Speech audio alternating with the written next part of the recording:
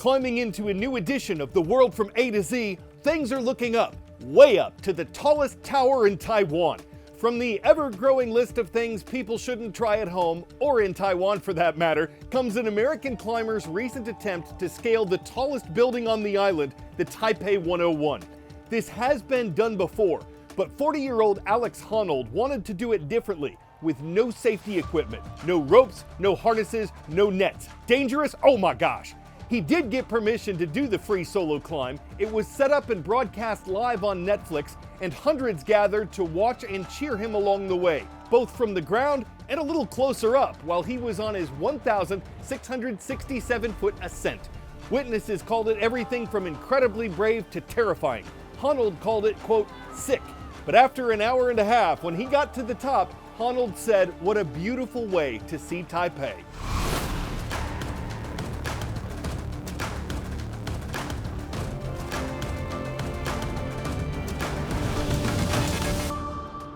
Hi, I'm Carl Azuz for the World from A to Z, your nonpartisan source for news and global events. Meta, which owns Facebook, Google, which owns YouTube, and TikTok are all in court today in California. It's the beginning of a trial in which they're being sued by a 19-year-old and her mother. They say the social media platforms have addictive designs that harm the mental health of young users. It's something that YouTube, TikTok, and Meta will dispute, saying they have tools in place to prevent that. This is being closely watched because it's the first trial of its kind. Several others are expected this year, and this one's considered a bellwether, something that could impact how the other trials go. One question when it comes to design centers on the app's feeds that scroll on and on. Does that encourage addiction? One of the plaintiffs, a 19-year-old identified as KGM, argues that it does, along with the app's many notifications. She says their features led her to connect with harmful content, harmful people, and harmful threats that contributed to her depression and suicidal thoughts, and that one of the companies didn't take action quickly enough to address a serious issue. Meta, TikTok, and YouTube argue they've taken a number of steps to protect young people, from providing tools that allow parents and users to limit scrolling, limit screen time, and limit notifications, to restricting dangerous content and sponsoring workshops that encourage creators to be mindful of kindness and safety. The plaintiffs are seeking monetary damages, money to compensate for the company's alleged wrongdoing. A jury will decide if that happens. This case is expected to last for weeks. Word of knowledge. Which of these locations holds the U.S. record for the most snowfall recorded in 24 hours? Mammoth Lakes, California, Silver Lake, Colorado, Syracuse, New York, Valdez, Alaska.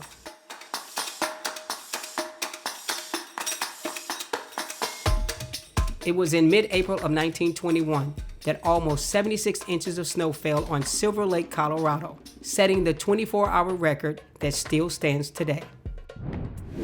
The snow, freezing rain, and ice from this week's winter storm have moved offshore, but the Associated Press reported yesterday that at least 26 Americans lost their lives in the system, with impacts felt from New Mexico to Maine. Now, bitter temperatures, which have broken records in some places, have settled over much of the U.S. and brought a threat all their own. In 2023, more than 1,000 people died in the U.S. due to excessive cold or hypothermia, with the highest percentage of deaths happening in January. Your body becomes so cold, a lot of your bodily functions just can't function the way that they're meant to. Dr. Carl Allenby with Cleveland Clinic says if you have to go out in extreme cold, dress properly. That includes a scarf or mask that covers the face and mouth, gloves, water-resistant boots, a hat, water-resistant coat, and several layers of loose-fitting clothing. Body parts most affected by frostbite are the nose, ears, toes, cheeks, chin, and fingers. As the coldness progresses and the frostbite increases, you can have things like numbness. Your extremities could get very pale and then can get hardened as well as you continue to progress through that. When the body loses heat faster than it can produce it, hypothermia can happen. That's when there's a life-threatening drop in body temperature below 95 degrees. In adults, symptoms include shivering, exhaustion, confusion, fumbling hands, memory loss, slurred speech, and drowsiness. In babies, signs could be bright red cold skin or very low energy. Allenby says 911 should be called immediately. You're going to rely on bystanders who realize that somebody may not be acting right, or that there's some sort of change in their mentation. I'm Mandy Gaither. On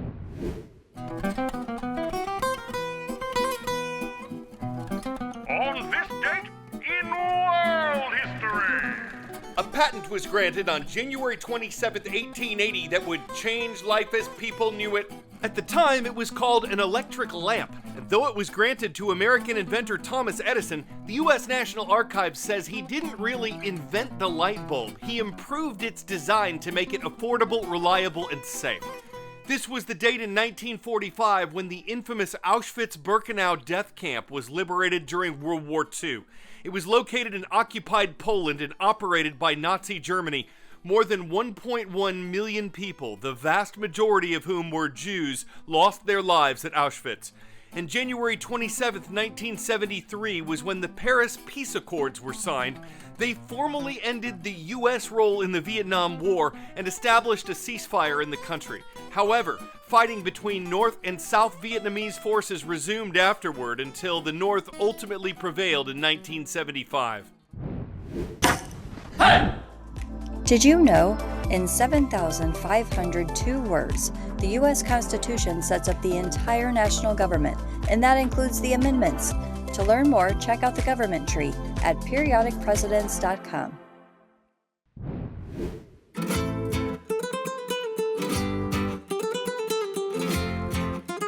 Where in the world? You'll find this place in Southern Asia. It's a nation that was first unified in 1768. It's a landlocked country situated between China and India, and it's home to many of the highest mountain peaks on Earth. This is Nepal, a nation of more than 31 million people.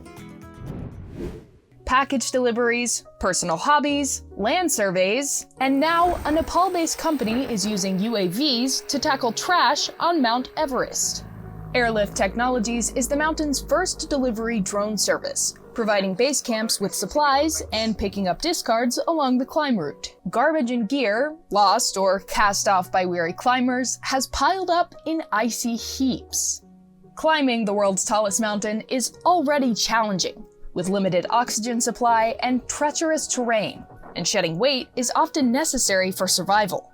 Those same challenges severely limit cleanup efforts. It is humanly impossible to bring all the trash down. From base camp to Camp 1, it takes 7 to 9 hours for climbers to reach, and our drone can reach over there within 3 minutes. Lately, we see a lot of news about drones used as weapons. But the same capabilities that make them effective in war can be used for constructive, peaceful purposes too, like search and rescue missions. So from drone, we supply those ladders, ropes, and all the needed equipment under the coordinates where they are. And return flights aren't wasted either.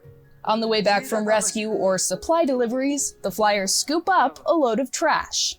Over 2,000 pounds, about half a car's weight of garbage, have been removed. It's just a dent, but the team says it will keep working, steadily chipping away at the mountainous problem. The drones used on Everest do have some drawbacks. Each one costs $70,000. Without a lot of electricity available on the mountain, fuel, like gas, is needed to charge them, and they're reportedly limited in what they can carry to about 44 pounds. But drones are showing promise in making the world's highest peak cleaner and safer.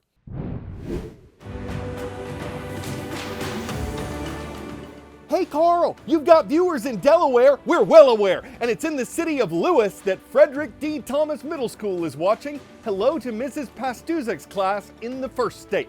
Moving down the eastern seaboard, we arrive in Huntersville, North Carolina. That's where Mr. Hunter's class is with us from Lake Norman Charter High School, the home of the Knights. And we'll wrap in Michigan. The Tigers from Mrs. Burham's class are on the prowl at Andrew G. Schmidt Middle in Fenton. A burglar alarm at a New York bank recently did its job. Police did their job in investigating, but they didn't find a robber doing a job. Instead, as they put it, they happened upon a buck looking for bucks? The deer apparently got in by crashing through a window, but couldn't remember the way out. Hilarity did not ensue, so officers cornered, caught, and coaxed the agitated animal outside again, where it bucked and eventually galloped off into the snow. Maybe the bank ought to change their slogan to "The buck stops here," or maybe it doesn't. Some might say the animal was just trying to get a few bucks together. Some would say it went buck wild. But while a bank tagline like that would buck the trend, it might make deer clients turn tail and take their bucks somewhere else. So rather than pass the buck, maybe the bank can say, "We got plenty of bucks," and they don't go flying out the window without legal permission. I'm Carl Azuz for The World from A to Z, and you are near and dear to me.